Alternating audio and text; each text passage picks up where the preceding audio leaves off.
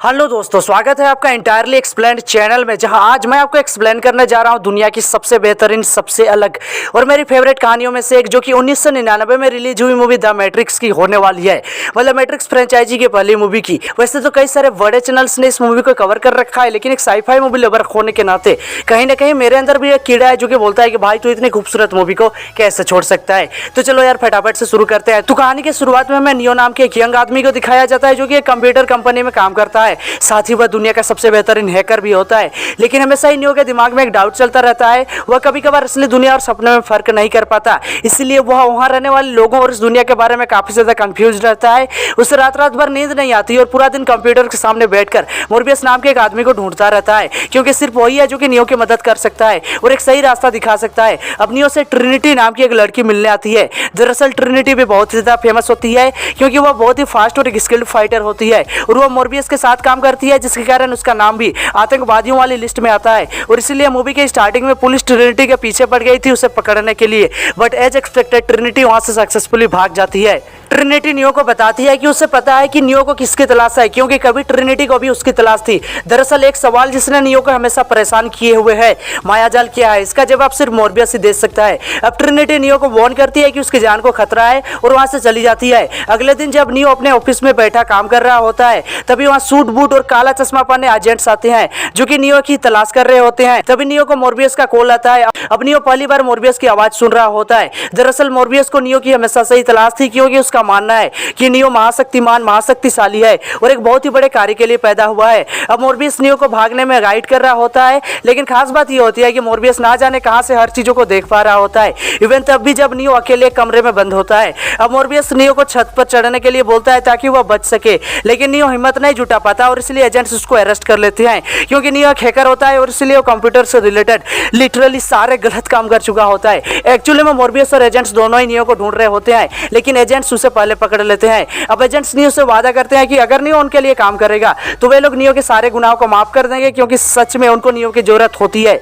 साथ ही वो उसे मोर्बियस से दूर रहने के लिए बोलते हैं, क्योंकि मोर्बियस पुलिस वालों और एजेंट्स की नजरों में सिर्फ और सिर्फ एक आतंकवादी होता है। ऐसा क्यों, आगे पता चलेगा। अब नियो उन एजेंट्स की डील नहीं मानता, तो वे लोग जबरदस्ती नियो के पेट में एक जिंदा ट्रांसमीटर डाल देते हैं, जिससे नियो दर्द से चिल्लाने लगता है और वह बेहोश हो जाता है। लेकिन जैसे उसकी आंखें खुलती हैं, वह खुद को अपने कमरे में पाता है। इससे पहले कि नियो कुछ भी ठीक तरीके से समझ पाता, उसके कमरे का टेलीफोन रिंग होने लगता है। नियो कॉल को रिसीव करता है तो उधर से मोर्बियस की आवाज आती है, जो कि बोल रहा होता है, हो सकता है कि वे लोग हमारी बातें सुन रहे हो, लेकिन मुझे हमेशा से ही तुम्हारी तलाश थी, क्योंकि तुम महाशक्तिशाली एक मसीहा हो नियो। नियो को ये सुनकर काफी ज्यादा अजीब लग रहा होता है। तभी मोर्बियस नियो से पूछता है, क्या तुम मुझसे मिलना चाहोगे, जिस पर नियो जवाब देता है हाँ। अब ट्रिनिटी और उसके कुछ साथी नियो को कार में लेने के लिए आते हैं। वे लोग जबरदस्ती नियो को उसकी साइड उतारने के लिए बोलते हैं और उससे ऐसा बिहेव कर रहे होते हैं जैसे नियो उनके लिए एक बहुत ही बड़ा खतरा हो। यह महसूस करके नियो उस कार का दरवाजा खोलकर जाने लगता है, तो ट्रिनिटी बोलती है, प्लीज मत जाओ, तुमने वो बाहर की दुनिया देखी है राइट। इतना सुनते ही नियो कार में वापस आ जाता है। अब ट्रिनिटी एक मशीन से नियो के पेट में डाला हुआ ट्रांसमीटर निकालने लगती है, जो कि एजेंट्स ने नियो के पेट में डाली थी। नियो दर्द से चिल्ला रहा होता है।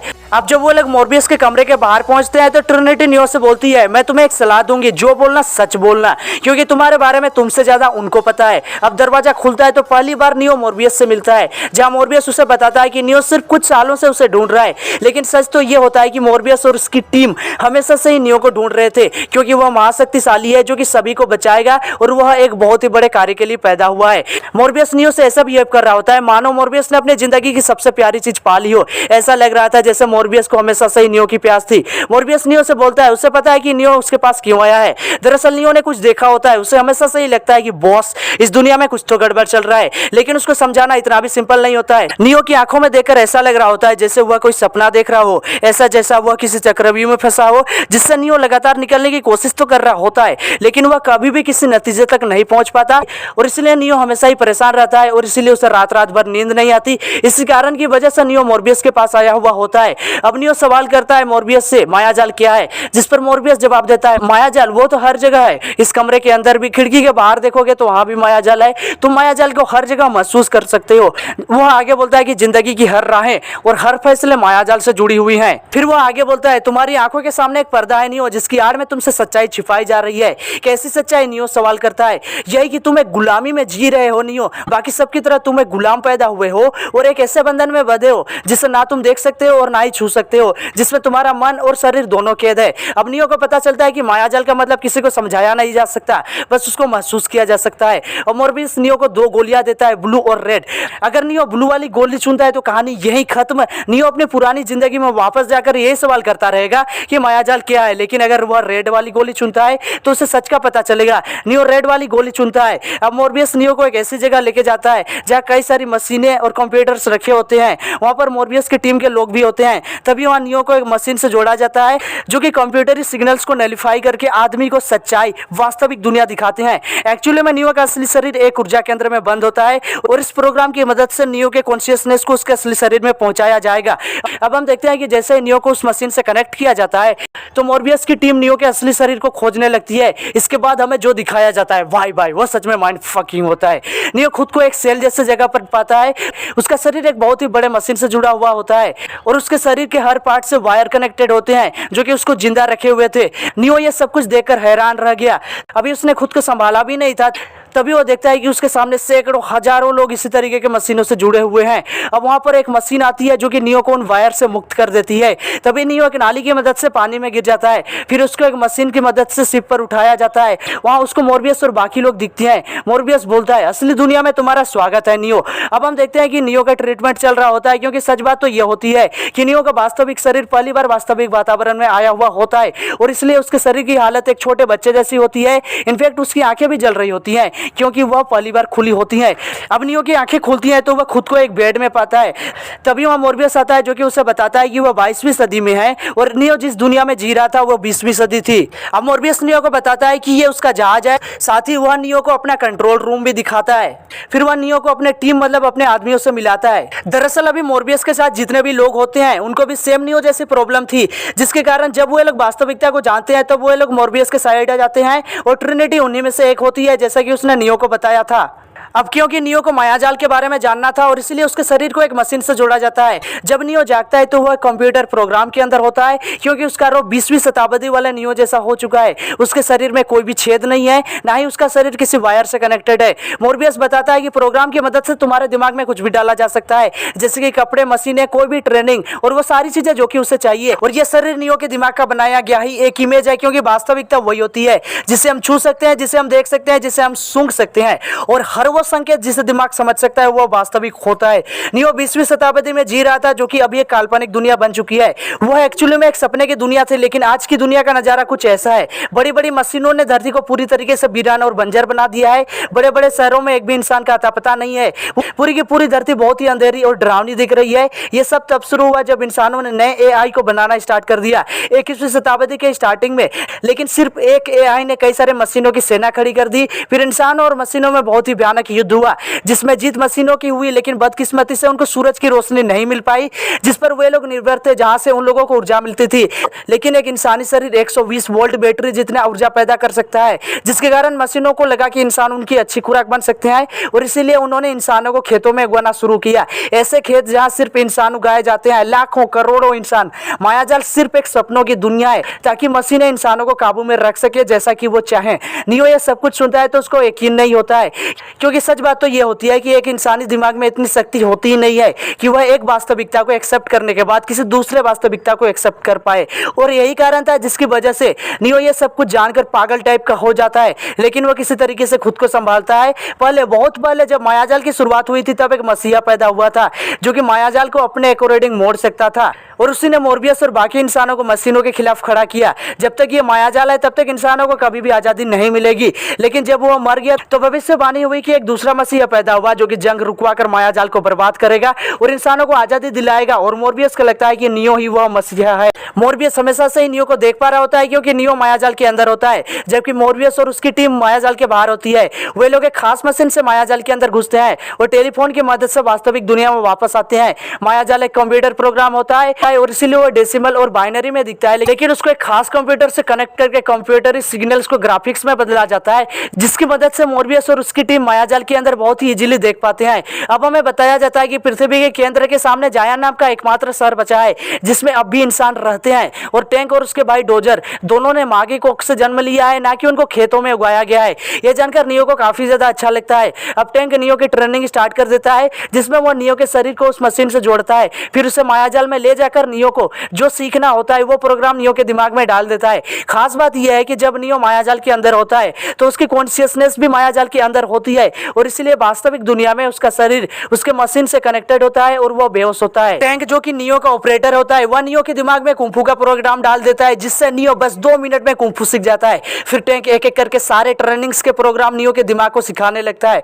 अब जब नियो रेडी होता है तो मोरबियस नियो को 1v1 में चैलेंज करता है। दोनों के बीच काफी ज्यादा घमासान युद्ध होता है, लेकिन आखिरकार नियो हार जाता है। वहां मोरबियस नियो को बताता है कि अपने मन को आजाद करो, अपने दिमाग को अपनी सीमाओं से बाहर निकालो और फिर तुम इतने शक्तिशाली बन जाओगे कि कोई तुम्हें छू भी नहीं पाएगा, क्योंकि मायाजाल के अंदर आपका कॉन्शियसनेस भी होता है। और इसीलिए जब आपके काल्पनिक शरीर को मायाजाल के अंदर चोट लग रही होती है तो वही सेम चोटें आपको वास्तविक शरीर को भी लग रही होती है, क्योंकि हमारा दिमाग इतना ज्यादा शक्तिशाली होता है कि मायाजाल के अंदर जो भी होता है दिमाग उन सभी चीजों को असली बना देता है। और इसलिए अगर यदि किसी आदमी की मौत मायाजाल के अंदर होती है तो वो वास्तविक दुनिया के अंदर भी मर जाता है, क्योंकि उस समय दिमाग उस चीज को एक्सेप्ट कर लेता है। और इसलिए मोरबियस नियो से बोलता है जब तक तुम मायाजाल के अंदर हो तब तक तुम्हें डरने की जरूरत नहीं है, खुद पर भरोसा रखो और संदेह को दूर करो, क्योंकि ऐसा करते ही तुम्हारे पास इतनी शक्ति आ जाएगी कि तुम एक सुपर हीरो बन जाओगे। मोरबियस से सब कुछ इसलिए बोल रहा होता है क्योंकि आप मायाजाल में जितना निडर और विश्वास से सोचते हो दिमाग उन चीजों को उतना ही असली बना देता है। और इसी रीजन की वजह से हमने देखा था कि मूवी के स्टार्टिंग में ट्रिनिटी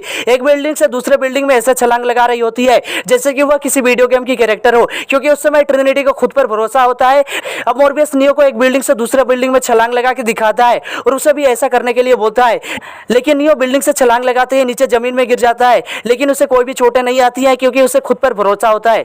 दूसरी तरफ 22वीं शताब्दी में उस शिप के अंदर जहां नियो का वास्तविक शरीर होता है वहां पर कंट्रोल रूम में सभी लोग इन चीजों को बहुत ही ध्यान से देख रहे होते हैं, क्योंकि मोरबियस नियो को एक भगवान एक मसीहा मानता है और इसीलिए वे लोग भी इंटरेस्टेड है कि सच में उनका मसीहा इन स्किल्स को सीखने में कैसा है। अब मोरबियस नियो को एक नए प्रोग्राम में लेके जाता है। वो बताता है कि क्योंकि एक प्रोग्राम है और इसलिए हमें यह मानकर चलना पड़ेगा कि प्रोग्राम मतलब मायाजाल के अंदर जितने भी लोग हैं वो सारे के सारे लोग हमारे दुश्मन हैं और इनमें से ज्यादातर लोग सच को स्वीकार करने के काबिल नहीं है और इसलिए इनको सच समझाना बेकार है। वही दूसरी तरफ सजीव मशीनों मतलब एआई के बारे में बताया जाता है। याद है वो सूट बूट और काला चश्मे पहने 3 सेक्सी एजेंट्स। आप इनको एमसीयू के अल्ट्रॉन की 3 औलाद भी मान सकते हो। जिन लोगों के दिमाग में नहीं घुसा तो एजेंट्स जिंदा मशीनें हैं जो कि सोच सकते हैं और सभी चीजों को महसूस कर सकते हैं, बिल्कुल इंसानों जैसे। उनकी खास बात यह है कि वो किसी भी प्रोग्राम के अंदर घुस सकते हैं, किसी का भी रूप ले सकते हैं, क्योंकि वो किसी के भी दिमाग में अपने प्रोग्राम को ट्रांसफर कर सकते हैं। मतलब उनको मारना इम्पॉसिबल है। उनके पास सुपरमैन जितनी स्ट्रेंथ और ड्यूरेबिलिटी है और उनको मारने का सिर्फ और सिर्फ एक ही रास्ता है कि उनके प्रोग्राम को पूरी तरीके से नष्ट करना होगा।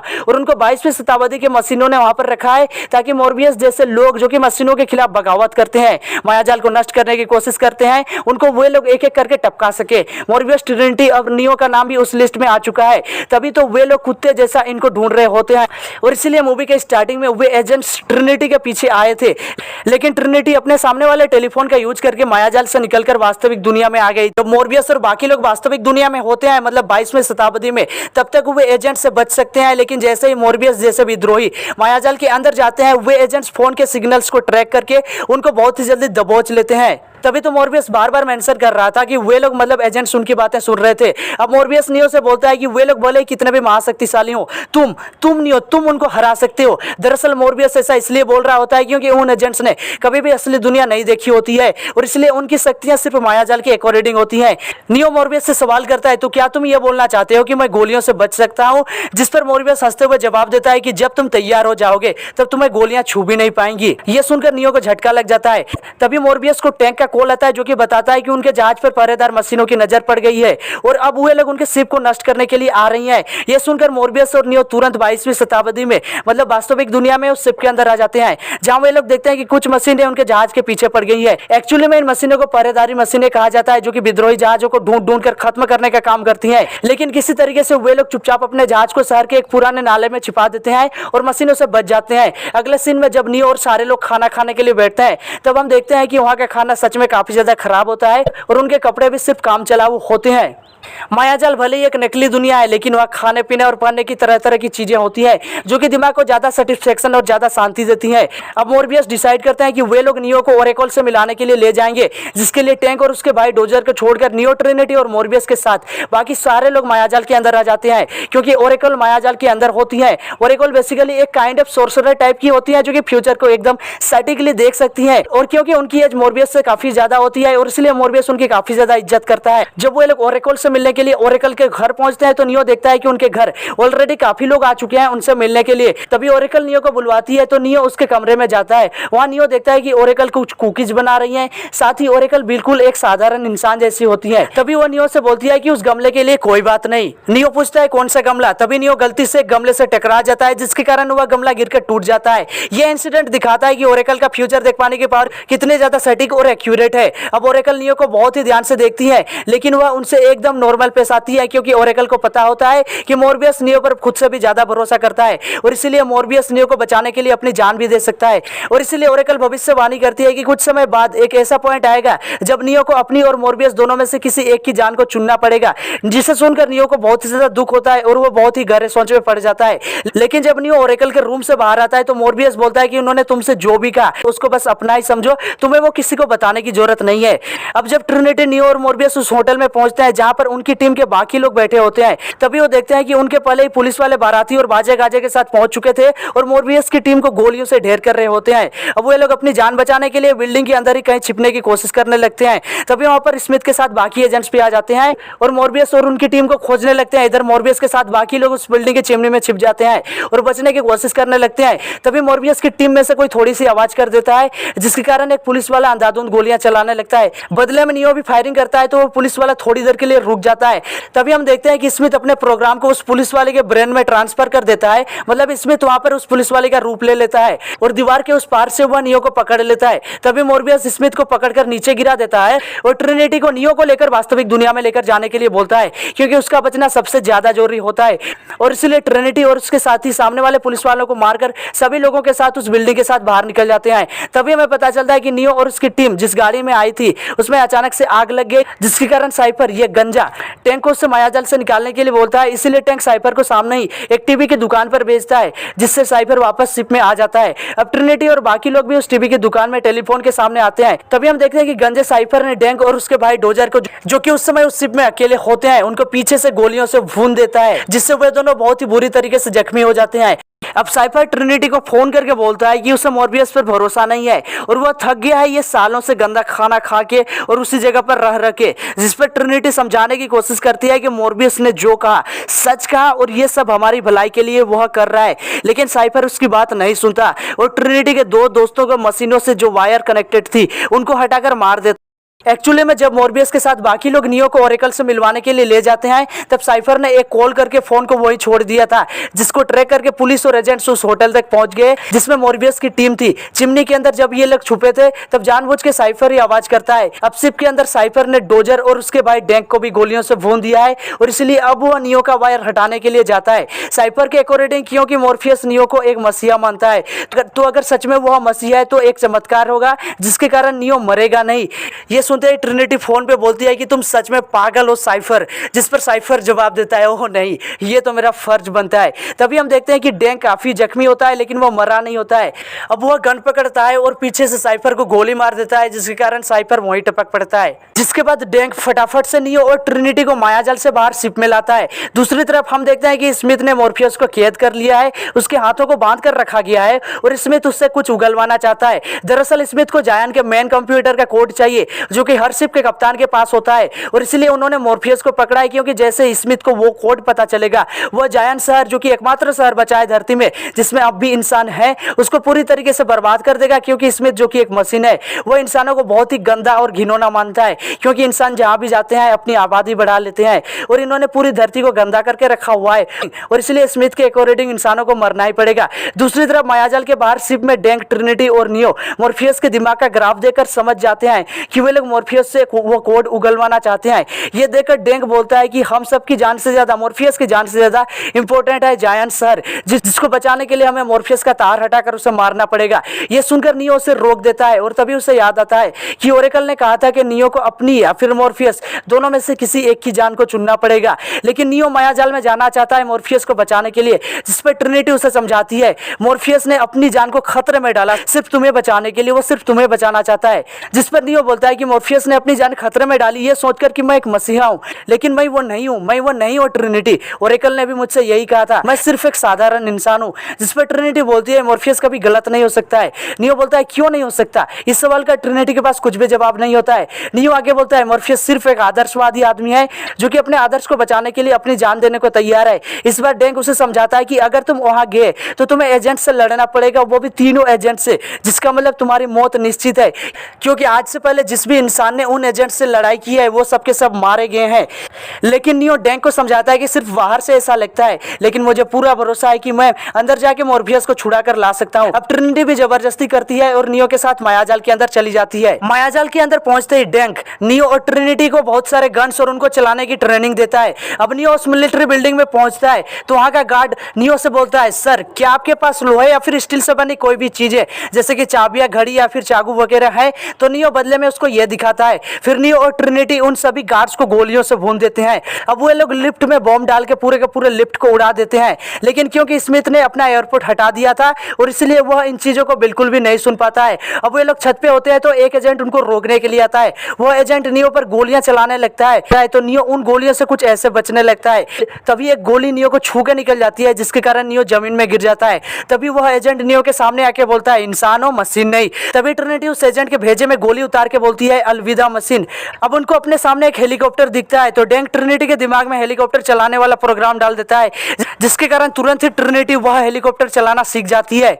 अब वो लोग हेलीकॉप्टर में एक मशीन गन को लोड करके उस फ्लोर में जाते हैं जहां पर उन्होंने मॉर्बियस को रखा हुआ होता है। नियो अपने मशीन गन से उस जगह की हालत कुछ ऐसी करता है, वो गोलियों से उन एजेंट्स को मारने लगता है, लेकिन वो मरते नहीं है बल्कि अपने प्रोग्राम को अलग अलग शरीर में ट्रांसफर कर लेते हैं। इधर जब मॉर्बियस छलांग लगा के हेलीकॉप्टर में आने लगता है तो एजेंट स्मिथ मॉर्बियस के पैर में गोली मार देता है, जिसके कारण नियो मॉर्बियस को पकड़ने के लिए हेलीकॉप्टर से बाहर आता है। तभी उस हेलीकॉप्टर का बैलेंस बिगड़ने लगता है क्योंकि एजेंट स्मिथ ने उस हेलीकॉप्टर के फ्यूल टैंक में गोलियों से छेद कर दिया होता है।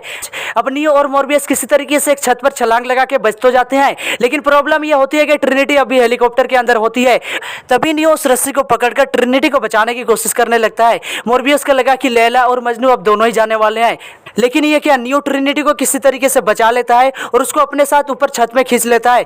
ओरेकल ने कहा था कि नियो या फिर मॉर्बियस दोनों में से कोई एक मरेंगे, लेकिन सच ये होता है कि ओरेकल ने ऐसा जानबूझ के कहा था, जो कि नियो को उस समय सुनने की जरूरत थी। अब नियो, मॉर्बियस और ट्रिनिटी एक रेलवे स्टेशन में जाते हैं जहां पर एक टेलीफोन होता है, जिससे मॉर्बियस और ट्रिनिटी तो वापस मायाजाल से बाहर शिप में आ जाते हैं। लेकिन तभी उस टेलीफोन के सामने जो भिखारी होता है उसके दिमाग में अपना प्रोग्राम ट्रांसफर करके वहां स्मिथ आ जाता है।